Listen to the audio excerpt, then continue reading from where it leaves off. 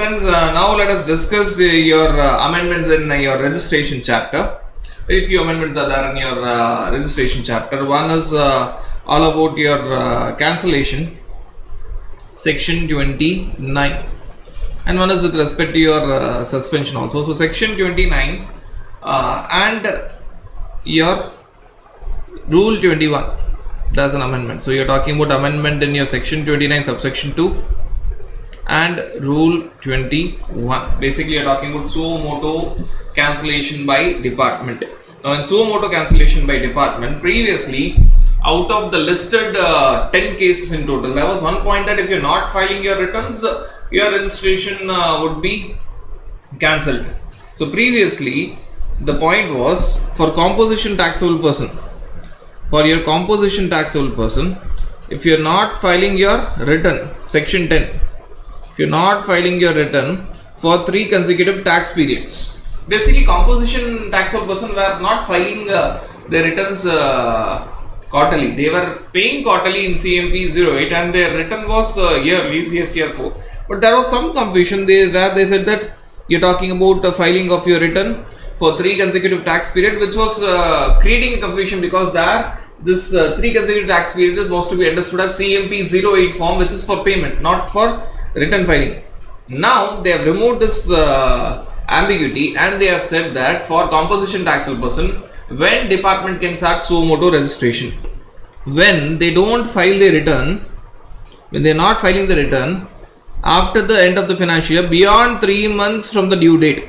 So there's a due date of filing your GST 4, which is 30th of April of next financial year. So after the due date, you are not filing your return for the next 3 months, then you are a non-filer, your registration may be cancelled. For others, other person means you are talking about other than composition taxable person. For others, you are talking about a scenario where you are not filing your return. Previously the point was you are not filing your return for a continuous period of 6 months. Now again there was a problem here because when you are talking about a regular taxable person, not always you are filing monthly returns. Right, not always you are required to file monthly returns. So there was a doubt. Those who have gone for QRMP scheme, they will not file their monthly returns. Their returns will be on quarterly basis. So that was also causing a problem. Now what they have done for your composition taxable person, for a composition taxable person, they have given very clearly that it is 3 months after the due date of your GST 4. You are not filed your GST 4 even after 3 months of the due date. And if that is the scenario, your registration may be cancelled. For other than composition taxable person, they have given the time limit in rules for a continuous tax period as may be prescribed. For other than composition taxable person, previously it was 6 continuous months, which does not make any sense because not always everyone was filing monthly returns. Now what they have said, for a continuous tax period as may be prescribed. And what is prescribed in rules, which is specifically rule 21. Now in rule, what they have said, if at all you are not under QRMP scheme, then you have not filed your return for continuous 6 months. So you are talking about MRMP scheme. In a case where you are talking about your MRMP scheme, in MRMP scheme you are covered under section 39. If at all you are talking about QRMP scheme, you are covered under proviso to section 39 subsection 1. You are talking about your QRMP scheme, quarterly return, monthly payment. So in such QRMP scheme, for QRMP scheme, you are not filing your return for continuous period of 2 tax periods, that is 2 quarters. Right. To put it in a nutshell, we are talking about your composition taxable person, and you are talking about your regular person, others. For a composition taxable person, before the amendment, what was the scenario? After the amendment, what is the scenario? Before the amendment, one is before amendment, one is after your amendment.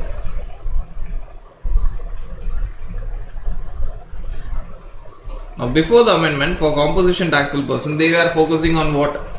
The focus was on your 3 consecutive returns, 3 consecutive tax periods.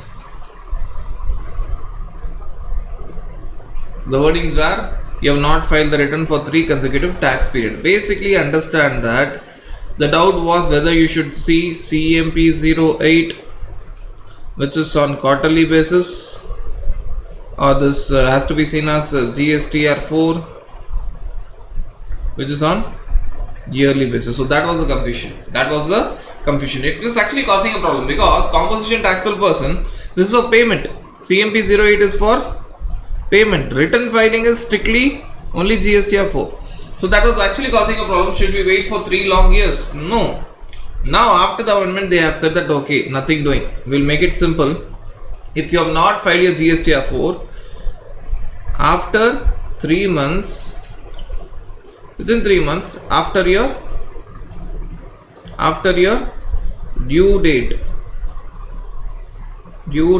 of GSTR 4, which is yearly, which means GSTR 4 basically is 30th April of next financial year, and thereafter you have to wait for 3 months. After that, even after that, which means for financial year 21-22, it is 30th April 2022. After the due date, wait for 3 months, which means May, June, July. Even after July, if you are not filing a GSTR 4, then return would be your registration may be suo motu cancelled. You are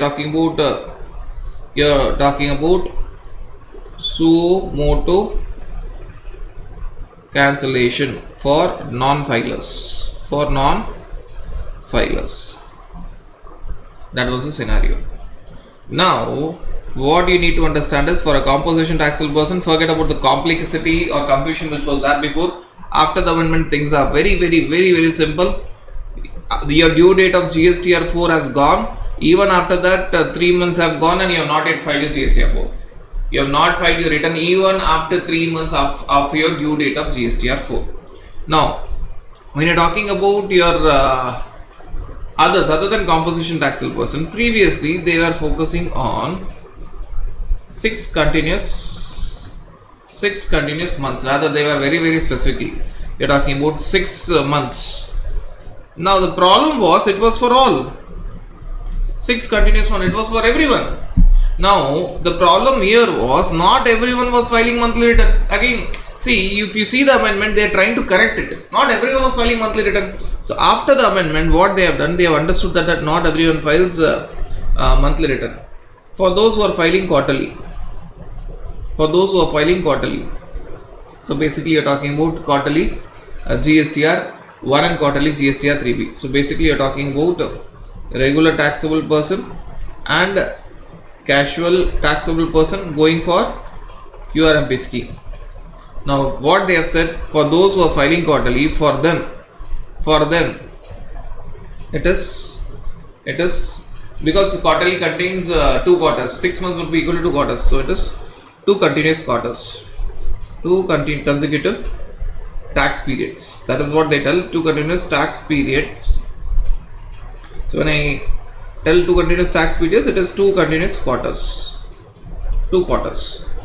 For others, you have who file on monthly basis. Now, who all file on monthly basis? Regular taxable person or casual taxable person who has gone for MRMP scheme. Not only them, you will also find your NRTP, non-resident taxable person, NRTP, who files on monthly basis. Not only that, you are talking about your ISD registration. You are talking about your ISD registration, where also you are required to file on monthly basis. Not only that, you are talking about OIDARS from outside India, etc. All of them they are filing on monthly basis. For them it is 6 consecutive months. 6 months. So you are talking about 6 months. If you are not filing a return for 6 months, finished. So when you are talking about other than composition taxable person, after the amendment, life is very simple.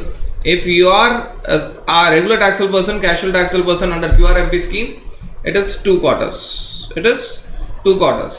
Or if at all you are talking about a regular taxable person, casual taxable person on MRMP scheme, or NRTP who always files on monthly basis, ISD who always file on monthly basis, OIDRS from outside India monthly basis, your TDS which is all on monthly basis, etc., etc. All of them, it is 6 continuous months. Right. So for a composition taxable person,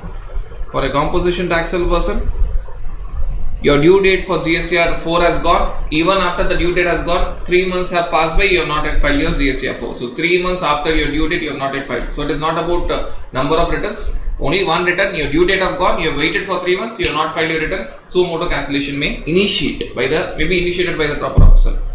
Others, QRMP scheme, it is 2 quarters, and if it is not QRMP scheme, then it is 6 months. So that is how you need to understand this entire amendment.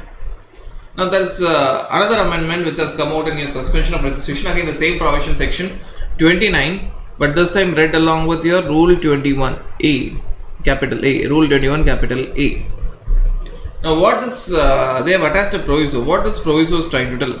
It is talking about revocation of suspension. Revocation of suspension. Now what this point is trying to tell? Let us see the amendment which has come out.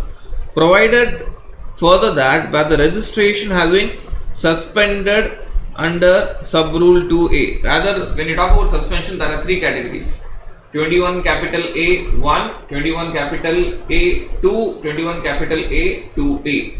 21 capital A2A. So here you are talking about 21 capital A2A because you have contravened the provisions of section 29(2)(b) or section 29(2)(c). Now what is this section 29(2)(b) or 2c? Again, section 29(2)(b) and 2c, the amendment that you discussed, these are the provisions when you are talking about section 29(2)(b) and 2c, non-filers. So related amendment only. So if at all your suspension is by proper officer based on the data available on the portal, because you are non-filer of return, and another condition, registration has not yet been cancelled. Registration is not yet cancelled, it is still in process. You are non-filer of return, suspension has started, registration is not yet cancelled. Then what are they trying to tell? This suspension shall be deemed to be revoked if at all that person has filed all the returns. If at all that person has filed all the returns. Now basically, if you see the wordings of, if you are trying to understand your rule 21A rather. Rule 21A, as I said, is split into 3 parts.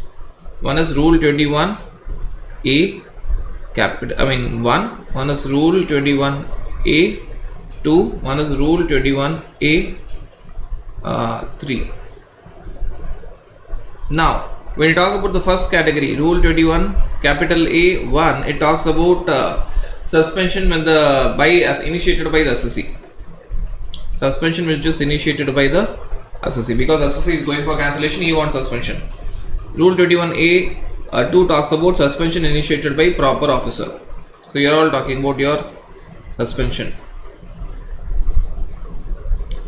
Rule 21 capital A3 talks about suspension initiated by proper officer because when he is seeing the data on the GST portal, when he is seeing GST portal,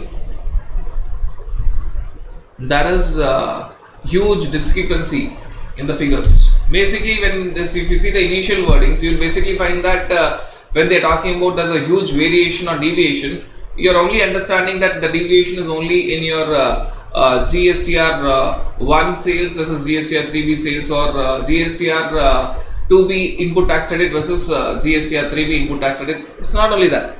Proper officer is cancelling because of some information coming from GST portal. That information coming from GST portal can also be non-filing of returns. That information coming from portal can also be non-filing of returns. One of the case. So it can be GSTR 1 sales is more than GSTR 3B sales, or credit GSTR 3B input tax credit is more than GSTR to be input tax credit or etc. So such other analysis. You're getting some information from your portal where proper officer is trying to initiate it. Now the amendment has come only in this part. The amendment is telling that based on GST portal, a particular person is not filing the returns for which suspension may have been started. If suspension is started plus cancellation is not done plus all the returns have been filed. All the returns have been filed. There are three conditions. Suspension has started because of rule 21 capital A sub rule 2A, which not 3 basically, it is sub rule 2A. There's no 3. Rule 21 capital A sub rule 2A. There's no 3. It was added later on. Rule 21 capital A sub rule 2A, where proper officer is cancelling or suspending the registration, not cancelling, suspending the registration because of some information on GST portal. More sales in GSTR 1 than in 3B, more input tax credit in GSTR 3B than in 2B, or non-filing of returns. If it is because of non-filing of returns, and if at all suspension has started but cancellation is not yet done, and the assessee finally files all the returns, then they are telling that okay, in that scenario suspension would be automatically revoked.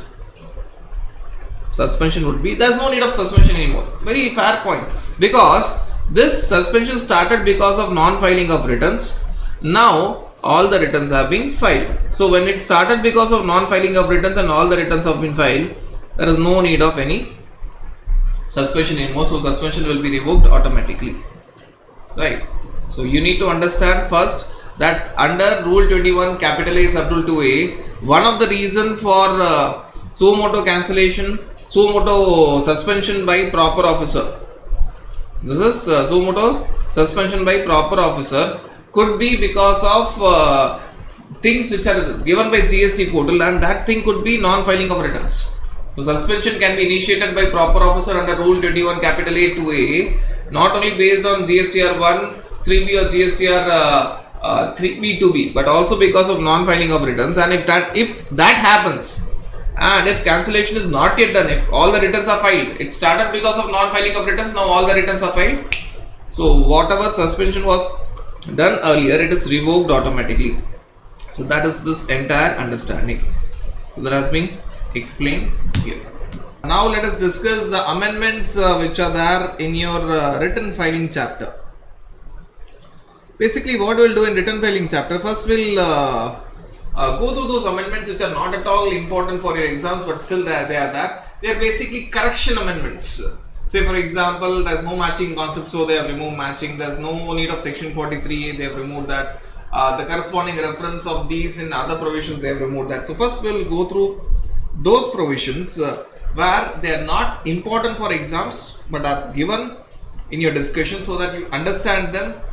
Just go through it once, rather when you are after watching this video lecture, you will not even touch those provisions again. So when you talk about your provisions, like you're talking about matching concept, your matching concept, which is given in section 42-43, and it is given in two sections, and it is given in rule 69 to 79, out of which all the rules are not important except for rule 78, which talks about matching of the details given by electronic commerce operator and the supplier. That was rare right from the beginning. It was happening, it is still there. So all the other rules right starting from 69 to 79 except 78 are removed. So you will find that these provisions they are omitted. Because understand that matching was never ever happening. Right from the birth of GST, there was no matching ever happening. After 5 years, they decided, okay, if it is not happening, let us remove these provisions. So 42-43 is removed.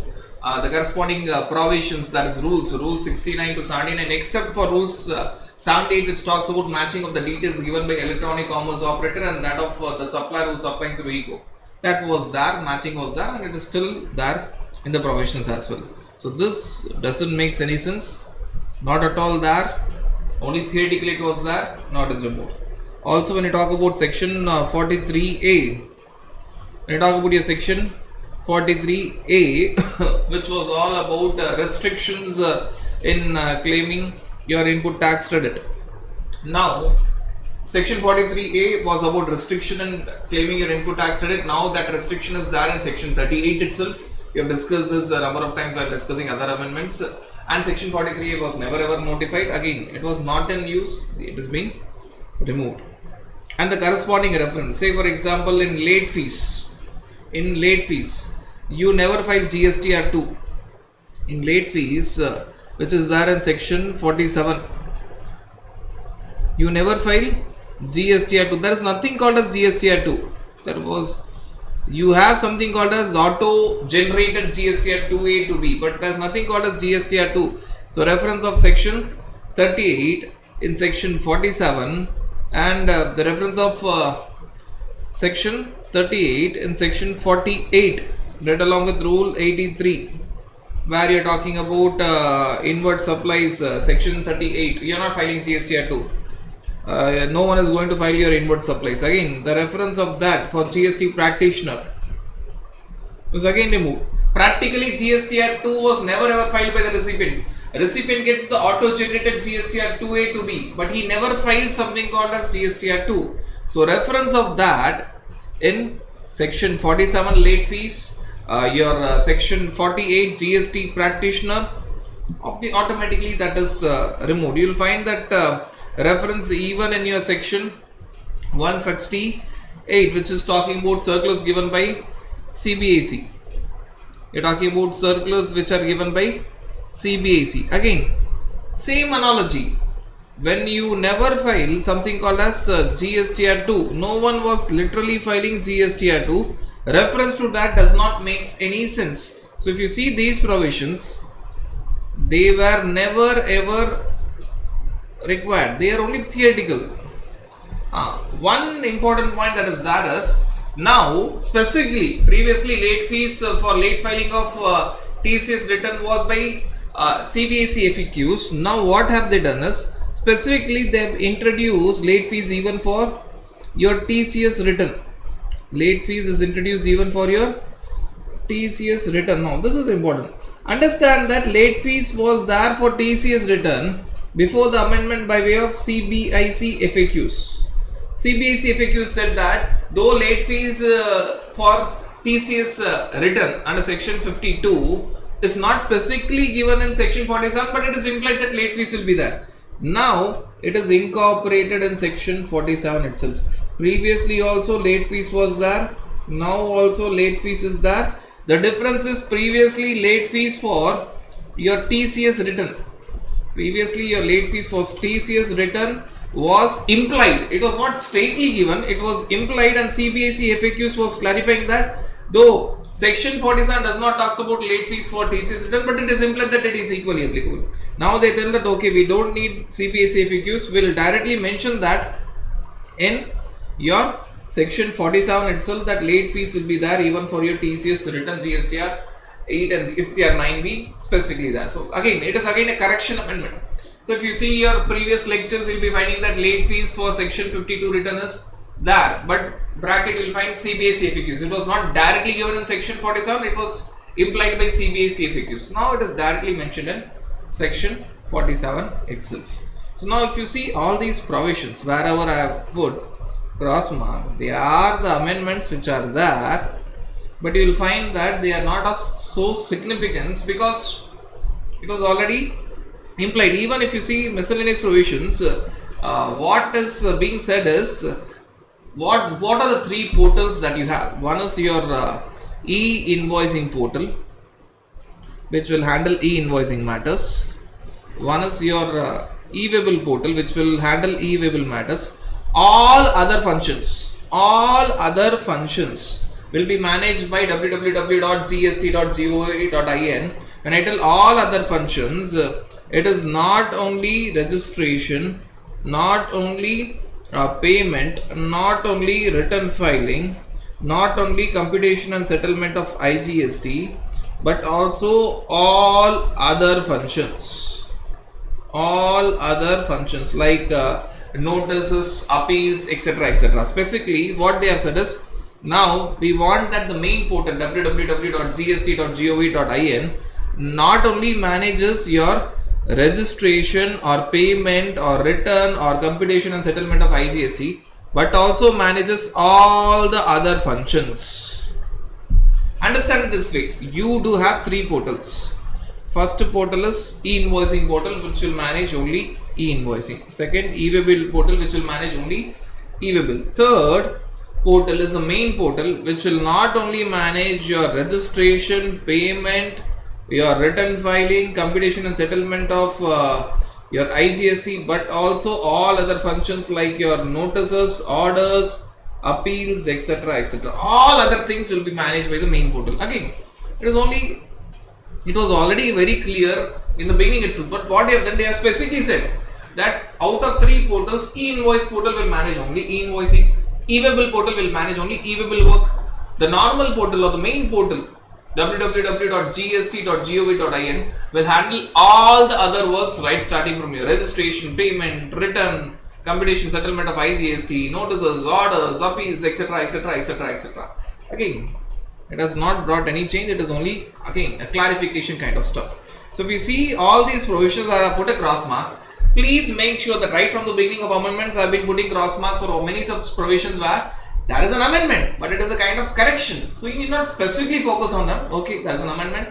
After watching this video, if you remove all these provisions, understand that amendments are, life is very, very, very, very simple. You need not even bother to touch these provisions. Now, coming back to the main provisions of return filing. Even when you see these two provisions, they are merely correction provisions. Again, not so important. First, you are talking about your GSTR1 section 37. So basically, now you are talking about your GSTR1. So when you are talking about your GSTR1 or invoice furnishing facility, it may be GSTR1 or your invoice furnishing facility. Either you are talking about GSTR1, in case of QRMP scheme, it may be invoice furnishing facility. What is given? If you see the amendment in your section 37 subsection 1 or section 37 subsection 2, it is merely correction kind of amendment. What they have done, they have said that every registered person other than so and so, because section 37 is only for a regular taxable person and a casual taxable person, shall furnish. They have added the word subject to such conditions and restrictions. A correction. He shall furnish his GSTR1 or IFF subject to certain conditions or restrictions. Right. Now, when a supplier is filing his GSTR1 and IFF, the recipient will get the details of his inward supplies in GSTR2B, which is static, GSTR2A, which is dynamic. So what is given thereafter? The supplier will give the details of outward supplies on a particular date, and such details shall be subject to such conditions and restrictions within such time and such manner as may be prescribed, communicated to the recipient. That's no fault. That is only a correction. The language is being corrected. Supplier will file his GSTR1 or IFF within such time, and the moment he files, the recipient will get the details of his inward supplies in GSTR2A, which is dynamic, GSTR2B, which is static. So again, the clarification is GSTR1 needs to be filed subject to certain conditions and restrictions, and the opposite party will get his GSTR2A to be subject to conditions or restrictions. Right. Previously, there was a point that you cannot file GSTR1 after 11 to 15. Now that is practically, it was never there. So you need not if you see the main lectures, we would never have discussed these points. So from 11 to 15, you cannot file. Rather, GSTR1 due date is normally 11th. Though section tells it is 10th, but if you see the notification, it has postponed it to 11th of the next month. So all these points are never ever discussed. They were never ever there right from the beginning. I've been telling this, they were never ever there right from the beginning, and they have been removed. Likewise, what a recipient should do. Recipient will correct it, recipient will get the details and he has to correct it, and all is given. Section 37(2). It was never ever there, matching concept. So this concept of GSTR2, and the concept of matching was never ever there. Therefore, you find proviso to section 37 subsection 1 being removed and section 37 subsection 2 being removed. Again, as I said, These are only correction provisions. Forget about it. When you are going through revising your amendments, please even don't bother to touch them. Now let us see the main provision which has been amended. Rather, till now in written filing chapter, whatever we have discussed a lot of provisions here. We need not even touch them because they are mere correction amendments, right? Not having any impact. Previously situation was the same, now also situation is same. Certain corrections are being done. Now let us see your section 37 subsection 3. Can you revise your returns? No, you cannot revise your returns. Can you rectify them? Yes, rectification is possible. So when you talk about your rectification of error or omission is possible. Previously the rectification due date was your September month return of next financial year. September month return of next financial year or actual date of annual return of that financial year. Now they have changed it to 30th of November everywhere. Be it your input tax credit, be it your credit note. Now the last date is 30th day of November following the next financial year.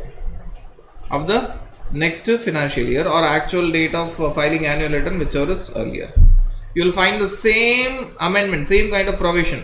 This is rectification for GSTR 1. This happens to be your rectification of error or omission in GSTR 1. Likewise, you will find the similar kind of provision. You are talking about rectification in your GSTR 3B or rectification not only in GSTR 3B by the way, in other returns. So we are talking about rectification in GSTR 3B or you are talking about your GSTR 5 or 5A etc. Rectification in other returns. Rectification in other returns. Same language. Previously it was September of the next financial year or actual date of filing of annual return of that financial year. Now it has been replaced by 30th of November. 30th of November or actual date of annual return of that financial year. Same language. Now we are talking about even rectification in your TCS statement, TCS return, which is your GSTR 8. Right, so same language. Previously it was due date of September month return of next financial year. Now it is 30th day of November of the next financial year or actual date of filing of annual return of that financial year, whichever is earlier. So 1 is given in section 37, 1 is given in your section 39 and 1 is given in section 52. So to consolidate all these provisions, let me take it in this way.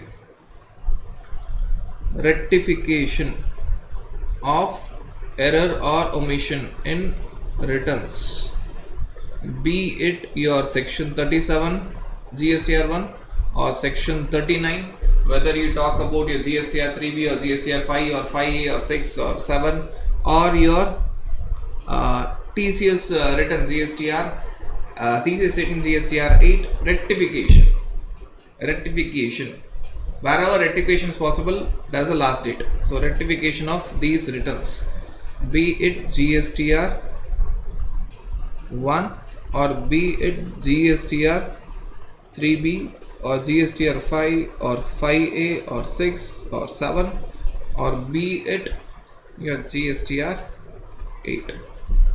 Previously, what was the due date? Previously, the last date was your due date of September return of next financial year or actual date of annual return of that financial year. Now what have they done is, this due date of September return of next financial year, they have replaced it by 30th of November of next financial year. 30th of November of next financial year,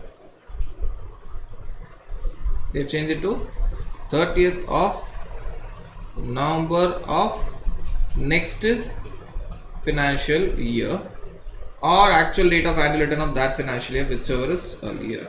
So what is the change here is, you will find that due date of September return of next financial year is replaced by 30th of November of next financial year.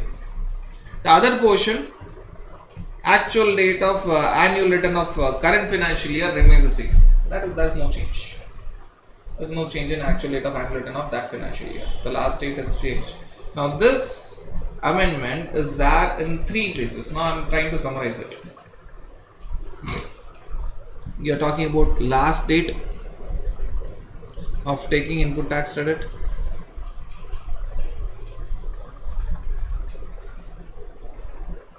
rectification of error or omission in returns, raising credit note. In all these 3 places, you will find that the timeline which is given is 30th of November of next financial year, or actual date of annual return of that particular financial year, whichever is earlier. So whether you talk about your section 16, or whether you talk about your section 37 or 39 or 52, or whether you talk about your section 34, in all these 3 places, the last date for taking ITC is 30th November of next financial year, or actual date of annual return of that financial year, whichever is earlier. Last date for correction and return is the same. Last date for raising credit note is the same. But you need to understand one thing. When you're talking about the last date of taking ITC or rectification error or omission in return, actual ITC or actual rectification, actual ITC claiming ITC or actually doing rectification of error omission should happen in any of the return. Can happen in April return to October return, April return to October return of next financial year, but filed before 30th of November of next financial year. So what is the point they are trying to tell us? In this case, you should claim ITC or rectification should happen in the return. In fact, on the portal it should happen on or before 30th of November of next financial year, which means it is possible to rectify it only in April return to October return of next financial year. You cannot rectify in November return. Whereas when you talk about raising credit note, there's a small difference. You can raise a credit note on or before 30th of November of next financial year, which you can put in any of the returns. You can put in April to November return. When I tell I can raise credit note even on 30th of November, I can even put on 30th of November return of next financial year. Which I can file even after due date, after 30th of November. Obviously it should be before the actual date of filing your annual return. So here what is the point that they are trying to tell? You have to raise credit note on or before 30th of November of next financial year. You have to raise it, not put it in the return. You have to raise it. You have to raise your credit note on or before 30th of November of next financial year, which means it can be put in April to November return of next financial year, and that can be filed. That return can be filed even after 30th of November. See the difference. When it is all about claiming ITC or correction or rectification of errors, I need to do on the portal. it should happen on the portal. It should happen on the portal. The work should happen on the portal before 30th of November of next financial year. But when I am talking about raising credit note, I should raise credit note as per my books on or before 30th of next financial year. So here, when I am talking about last date for taking ITC or rectification of error or omission in the return, I can do only in April to October return of next financial year. That is condition number 1, and that needs to be filed on or before 30th of November of next financial year. But when it is all about raising credit note, all I need to do is raise a credit note before 30th of November of next financial year in my books, and I can include that in my April return, even and I can include that in my November return. So that's the difference. Here it is, correction is April to October return of next financial year, filed before 30th of November. Here it is April to November of next financial year. This can be filed even after 30th of November, but it should be in April to November of next financial year. So that is the difference that you need to understand. That is the difference that you need to understand in all these cases. Right. Now, talking about the other amendments, this amendment is there in section 37, section 39 and section 52, which we have taken together. Now, the next provision which is there, the amendment which is there is there in your GSTR 1, section 37, subsection 4. It talks about a scenario that you cannot file your GSTR 1 if the details of outward supplies of the previous tax period has not been filed by you. If you want to file GSTR 1 of current period, you have to file GSTR 1 of the previous period. You have to file GSTR 1 of the previous period. Obviously, government can relax it. So, later point is, if at all government on recommendation of council may allow a registered person to file GSTR 1 of the current period, even if GSTR 1 of the previous period. That is the relaxation. But the basic provision is, if you want to file GSTR 1 of current tax period, make sure that GSTR 1 of the previous tax periods are already filed. Now, this needs to be read along with another provision or another amendment which is there in your section 39. Now, what is this point trying to tell? A person shall not be allowed to file his return for tax period, that is, he is not allowed to file his GSTR 3B of the current tax period if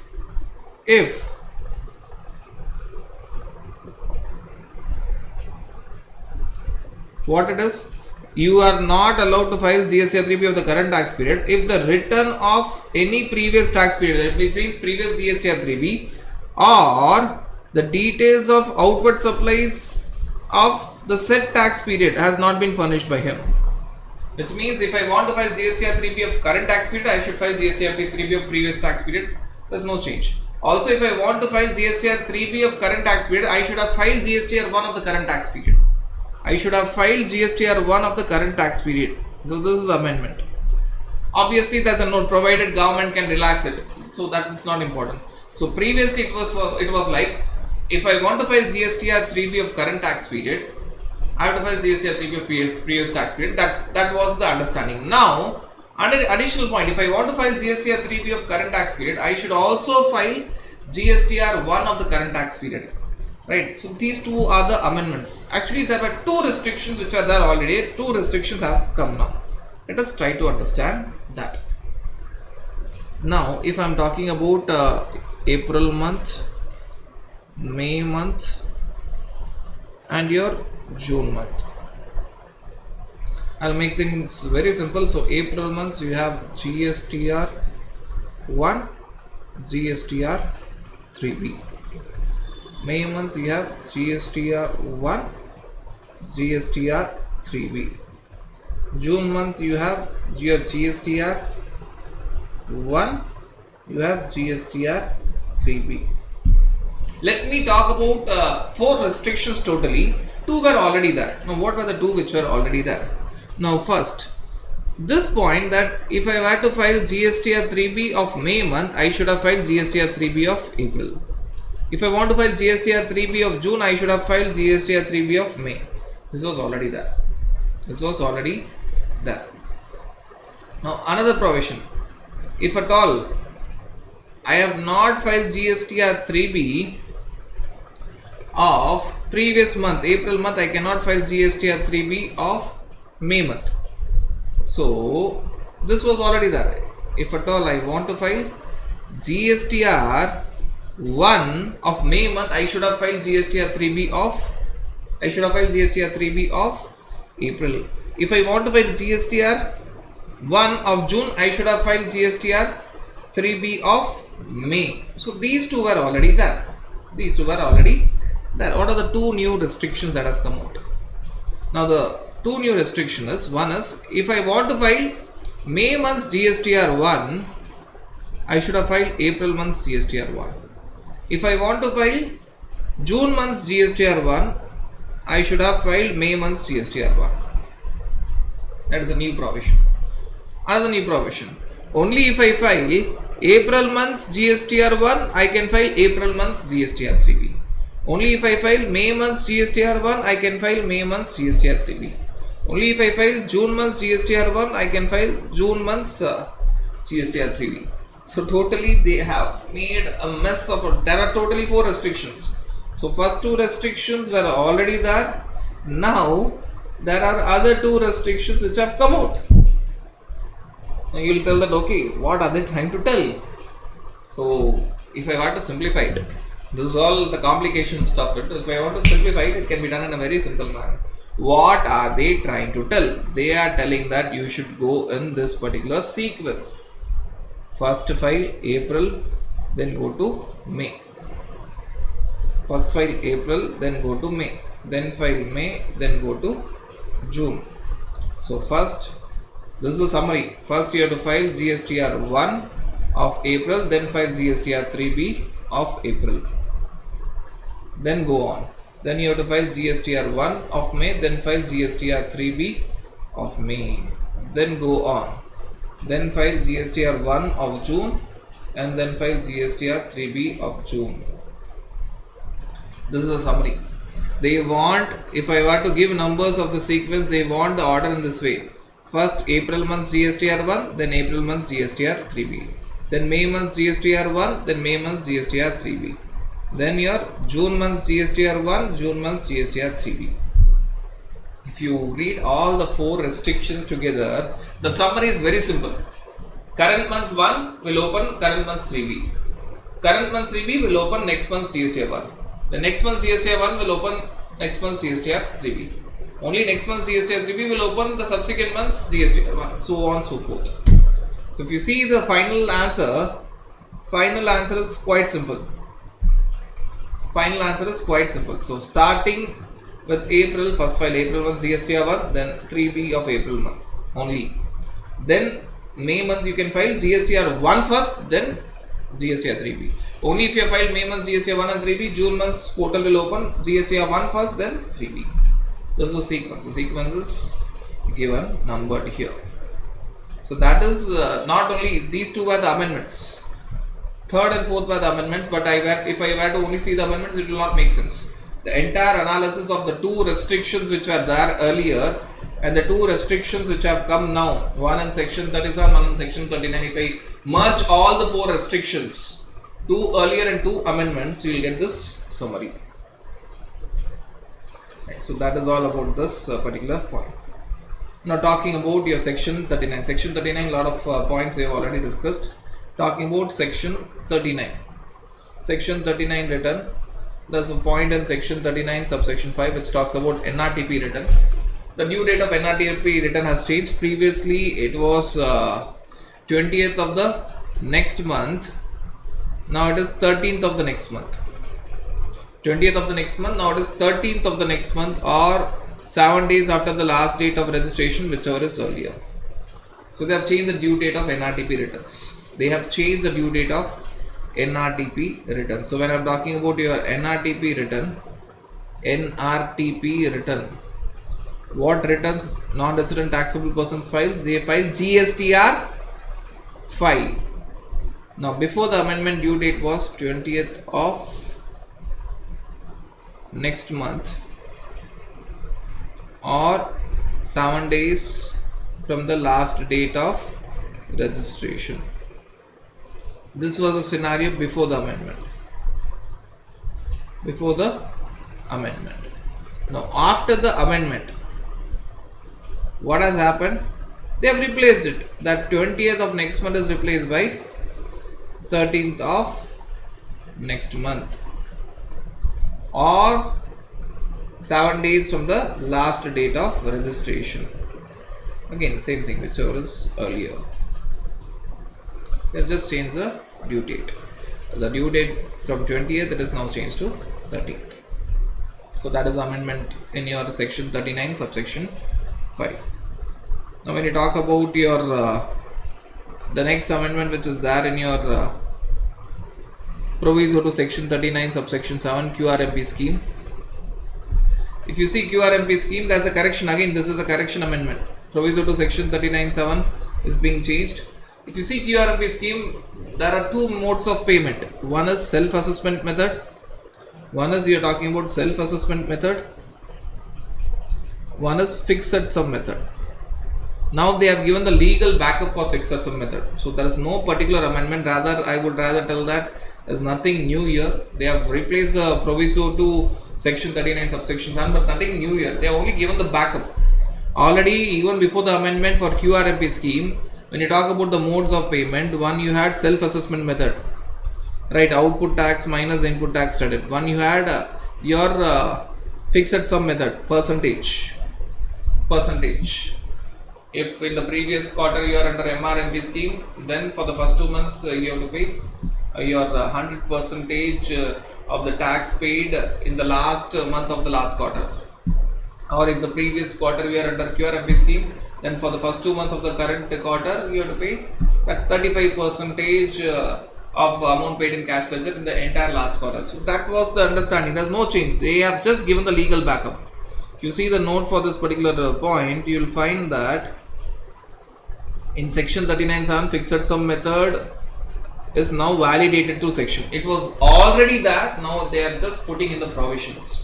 So no change. It is only a correction mechanism. When at the moment I tell it is only a correction mechanism, there is some correction, I'll put a cross mark because it is not bringing any new change. It was already there. Now there's a backup. That's a small correction in the wordings of the section which was there. If you see all the other places, you'll find that all the other amendments. Now if you see the entire return filing chapter, actually amendments in return filing chapter are very less. What is there is a lot of nonsense thing is there, a lot of correction amendments is there. Rather than calling it as nonsense, the right way is a lot of wrong points were given, or points which are given that not at all there practically. So lot of corrections are there.